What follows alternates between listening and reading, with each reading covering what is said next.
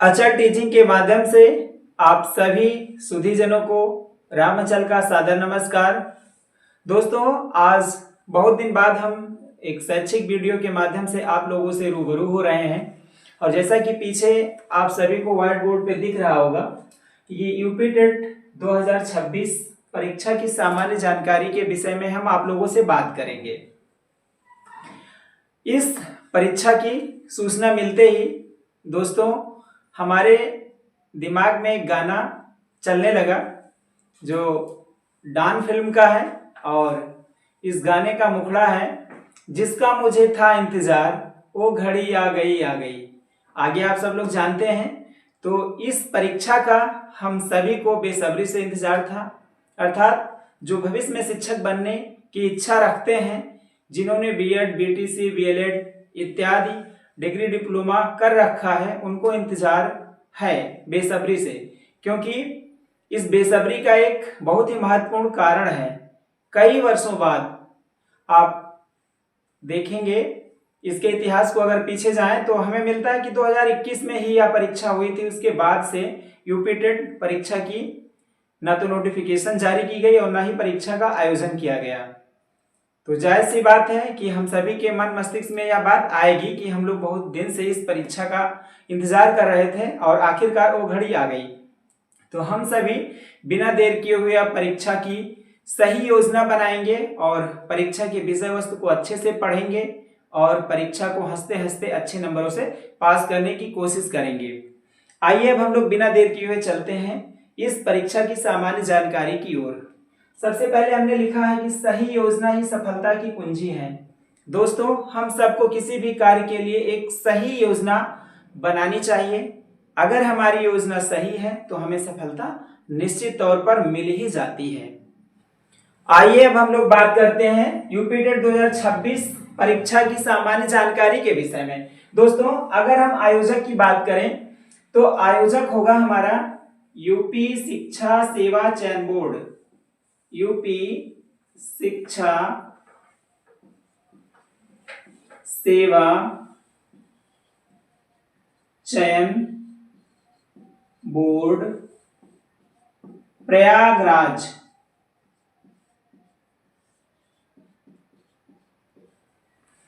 फिर आवेदन प्रक्रिया की बात की जाए तो हम सब लोग जानते हैं अब सारे आवेदन ऑनलाइन ही लिए जाते हैं। तो आवेदन प्रक्रिया हमारी ऑनलाइन होने वाली है। अगर हम इस आवेदन प्रक्रिया के प्रारंभ की बात करें कि कब से हो रही है प्रक्रिया प्रारंभ, तो 27 मार्च से प्रक्रिया प्रारंभ होगी और आगामी 26 अप्रैल तक यह प्रक्रिया चलेगी। यानी कि हम 27 मार्च से लेके 26 मार्च के बीच किसी भी दिन आवेदन कर सकते हैं। और यदि आपको आवेदन करने में कोई त्रुटि हो गई है, कुछ फेरबदल करना है, तो उसके लिए संशोधन की तिथि आपको 1 मई मिलेगी। यानी कि 1 मई को आप आवेदन में संशोधन कर सकते हैं। फिर परीक्षा की तिथियों की बात की जाए तो 2, 3 और 4 जुलाई को इस परीक्षा का आयोजन करवाया जाएगा। अब हम सब लोगों के दिमाग में बात आ रही है कि आखिर ये 3 दिन परीक्षा क्यों चलेगी। भाई, पूर्व में ही हमने कहा कि यह परीक्षा लगभग 5 वर्ष से अधिक समय अंतराल के बाद आई है। तो इस दौरान बहुत सारे बच्चों ने विभिन्न प्रकार के कोर्सों को कर लिया होगा। तो सामान्य सी बात है कि परीक्षार्थियों की संख्या बहुत अधिक होगी। इसीलिए इस परीक्षा का आयोजन कम से कम 3 दिनों में होना संभव है। तो कई शिफ्ट और कई दिन लग सकते हैं। अब एक चीज और बहुत ही महत्वपूर्ण चीज रह गई, जिसको आप शुल्क के रूप में जानते हैं। यानी कि शुल्क कितनी होगी इस परीक्षा की। तो शुल्क की श्रेणी भी अलग अलग है। अगर हम जनरल, ओबीसी और ईडब्ल्यूएस अभ्यर्थियों की बात करें तो इनके लिए पर पेपर 1000 रुपए शुल्क तय है। फिर यहीं अगर हम बात करते हैं एससी और एसटी अभ्यर्थियों की, तो इनके लिए शुल्क 500 रुपए है। फिर अगर हम दिव्यांगजनों की बात करते हैं, जो दिव्यांग अभ्यर्थी हैं, तो उनके लिए शुल्क 300 रुपए तय किया गया है। तो आप जिस श्रेणी के हैं उस हिसाब से आपको आवेदन शुल्क देना पड़ेगा। फिर ये तो बहुत ही बेसिक जानकारी है, ये जानकारी आप सबको होगी पहले से भी, लेकिन हम इसलिए यहाँ मेंशन कर रहे हैं क्योंकि बहुत से अभ्यर्थी, बहुत से शिक्षक, बहुत से छात्र ऐसे हैं जिनको अभी यह सूचना नहीं मिली होगी, क्योंकि यह जो विज्ञप्ति है अभी कल ही यानी कि 20 मार्च 2026 को ही प्रकाशित की गई है। तो हम सबको हमेशा अपडेट रहना चाहिए नई नई चीजों से, इसलिए ये चीजें हम आप लोग को बता रहे हैं। अब हम बात करते हैं यूपीटेट द्वारा आयोजित किए जाने वाले परीक्षा के प्रारूपों की। अगर परीक्षा के प्रारूपों की बात करें तो 2 प्रकार की परीक्षाओं का आयोजन होगा यूपीटेट के अंतर्गत, जिसको हम कहते हैं कि प्राथमिक स्तर की परीक्षा और जूनियर स्तर की परीक्षा, या आप कह सकते हो कि प्राइमरी लेवल और जूनियर लेवल की परीक्षा। तो जो हमारी प्राइमरी और जूनियर लेवल की परीक्षाएं हैं उनकी जो विषय वस्तु है वो अलग अलग है, क्योंकि जो साइंस बैकग्राउंड के बच्चे हैं उनके लिए साइंस और मैथ पढ़ना है जूनियर में, और जो आर्ट साइड के बच्चे हैं उनको जूनियर सेक्शन के लिए सामाजिक अध्ययन का अध्ययन करना है। तो आइए हम लोग दोनों लेवल के विषय वस्तुओं की बात कर लेते हैं और उसके साथ साथ ही हम ये जान लेते हैं कि किस विषय वस्तु से कितने प्रश्न पूछे जाएंगे और टोटल प्रश्नों की संख्या कितनी होगी। तो एक एक करके पहले हम प्राइमरी लेवल, उसके बाद जूनियर लेवल के विषय वस्तु, प्रश्नों की संख्या और टोटल प्रश्नों की बात कर लेंगे कि क्या है। तो जो हमारा प्राथमिक लेवल है उसमें कक्षा 1 से 5 तक के जो पढ़ाने के लिए शिक्षक नियुक्त होंगे उनको परीक्षा में किन किन प्रश्नों का सामना करना होगा, किन किन विषय वस्तुओं का अध्ययन करना होगा, इन चीजों को जानने की कोशिश करते हैं। तो जो हमारा कक्षा 1 से 5 तक है इसको हम कहते हैं प्राथमिक स्तर, प्राथमिक स्तर या कहते हैं इंग्लिश में प्राइमरी लेवल। अब देखो विषय वस्तु की यदि बात की जाए, विषय वस्तु या आप इसको सामान्य रूप से विषय भी कह सकते हो, विषय वस्तु, फिर प्रश्न, उसके बाद प्रश्न के बाद आप इसको अंक के रूप में भी एक श्रेणी बना सकते हो। फिर और आसान करना है तो इसको यहां क्रम लिख दो, फिर ऐसे इसको थोड़ा सा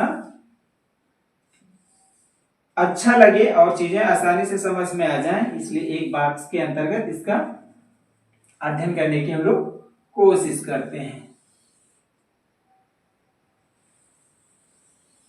अब देखो क्रम संख्या 1, यानी कि अगर हम पहले विषय वस्तु की बात करें तो इस विषय वस्तु का नाम है बाल विकास, बाल विकास एवं शिक्षण विधियां, बाल विकास एवं शिक्षण विधियां, या आप इसको टीचिंग पेडागोजी भी कह सकते हो। फिर यहां से कितने प्रश्न आएंगे, तो अगर हम प्रश्नों की संख्या टोटल देखें तो प्रश्न होंगे 30 और प्रत्येक प्रश्न के लिए एक ही अंक का निर्धारण किया गया है, तो अंक भी हमें मिलेंगे 30। फिर अगर दूसरे क्रम की बात करें तो इसमें भाषा हमारी है जिसको हम प्रथम भाषा के रूप में जानते हैं, भाषा प्रथम। अब देखो ये अनिवार्य है सभी विषय भैया, बाल विकास एवं शिक्षण विधियां भी अनिवार्य है, प्रथम भाषा भी अनिवार्य है। तो प्रथम भाषा हम सब की है हिंदी, वो चाहे सेकंड भाषा के रूप में जिस भी विषय का हिंदी, अंग्रेजी या उर्दू का अध्ययन करते हैं, लेकिन ये कंपलसरी है, सभी के लिए हिंदी लेना प्रथम भाषा के रूप में अनिवार्य है। तीसरे क्रम की बात करें तो यहां हमें मिलती है द्वितीय भाषा, द्वितीय भाषा, और द्वितीय भाषा में अंग्रेजी, अंग्रेजी, उर्दू और संस्कृत, इन तीनों में से किसी एक का चयन आप कर सकते हैं। फिर चौथे क्रम में आती है गणित, यह भी अनिवार्य है। फिर 5वें नंबर पे आता है हमारा पर्यावरणीय अध्ययन, पर्यावरणीय अध्ययन। तो सब जितने भी हमारे विषय हैं या विषय वस्तु हैं सब 30-30 प्रश्न के होंगे और सबके अंक भी समान होंगे। अब अगर हम टोटल प्रश्नों की बात करें तो कितने मिले हमें 150 और टोटल अंक कितने हुए 150। इतनी बात आप लोगों के समझ में आ गई होगी। जो अभ्यर्थी नए हैं, जो पहली बार टेट का एग्जाम देंगे, उनके लिए बहुत ही लाभदायक है। जो पुराने हैं उनके लिए रिवीजन का काम करेगा, उनको थोड़ा सा एक माइंड मेकअप में सहयोग करेगा। अब ये तो बात हुई हमारी प्राथमिक स्तर की, ठीक है, प्राथमिक स्तर। अब इसी की अगर हम आगे बात करें जूनियर स्तर की या द्वितीय स्तर की, तो इसमें कक्षा हमारी होती है 6 से 8 तक, ठीक है, 6 से 8 तक। तो इसको चेंज कर दो, 6 से 8 तक हो गया, जिसको आप जूनियर स्तर भी कह सकते हो, जूनियर स्तर या द्वितीय स्तर, ठीक है। अब इसमें भी 5 विषय वस्तु होंगे, 5 नहीं होंगे 4 होंगे, लेकिन अगर गहराई से देखा जाए तो उसमें भी 5 हो जाएंगे। तो यहां तक तो चीजें सेम है हमारी, कहां तक, यानी कि 3 चीजें, यानी कि जो क्रम संख्या 1 पे लिखा गया बाल विकास एवं शिक्षण विधियां, ये सेकंड पेपर में भी देखने को मिलेगा और भाषा प्रथम हिंदी आपको सेकंड पेपर में भी देखने को मिलेगा और द्वितीय भाषा अंग्रेजी उर्दू संस्कृत ये भी आपको द्वितीय पेपर में देखने को मिलेगा। लेकिन इनके जो विस्तृत विषय वस्तु हैं, यानी कि जो कंटेंट है जो हमें पढ़ना है, थोड़ा थोड़ा डिफरेंस होगा, क्योंकि यहां हम बात करेंगे तो 6 से 8 तक जो बच्चे पढ़ते हैं उनकी आयु वर्ग के अनुसार विषय वस्तु रखे गए हैं और प्राथमिक स्तर में कक्षा 1 से 5 तक पढ़ने वाले बच्चों की आयु वर्ग के हिसाब से विषय वस्तु का चयन किया गया है। अब चौथे नंबर की अगर बात करें तो जो छात्र या अभ्यर्थी साइंस बैकग्राउंड के हैं उनके लिए गणित और विज्ञान, गणित एवं विज्ञान के प्रश्न मिलेंगे। इन प्रश्नों की संख्या होगी 60, प्रश्नों की संख्या होगी 60 और जो हमारे आर्ट साइड के बच्चे होंगे उनके लिए, अब इसको आप ऐसे बांट सकते हो, चौथा जो है ए कर दीजिए, ए और बी। जो सामाजिक विषय का अध्ययन करेंगे वो आर्ट साइड के बच्चे होंगे, यानी कि हमें सामाजिक अध्ययन के प्रश्न मिलेंगे। इनकी भी संख्या होगी 60 और अंक होंगे 60। तो अब कुल मिला के अगर हम देखें तो प्रश्न होंगे हमारे 150 और अंक भी होंगे 150। अब इस परीक्षा के लिए जो समय का निर्धारण किया गया है, यहां देख लो आप लोग, समय अवधि या आप कह सकते हो समय, वो है आपका 2 घंटा 30 मिनट, 2.5 घंटे का पेपर होगा। फिर अगर हम इसके मूल्यांकन की बात करें तो निगेटिव मार्किंग नहीं है, है ना।